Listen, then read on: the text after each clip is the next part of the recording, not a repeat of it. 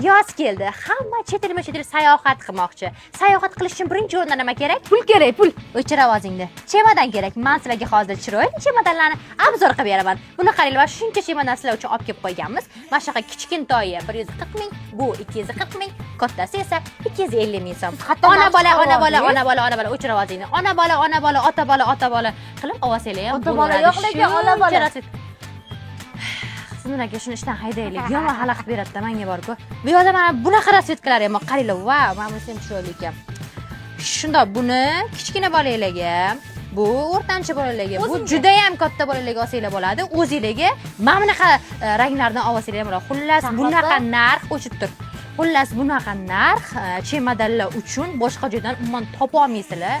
O'ylab ko'rasizlar. Topolmaydi, o'tirib olib skidka qilishni bilasiz. Men hali aytmadim narxini. Obzor qiling.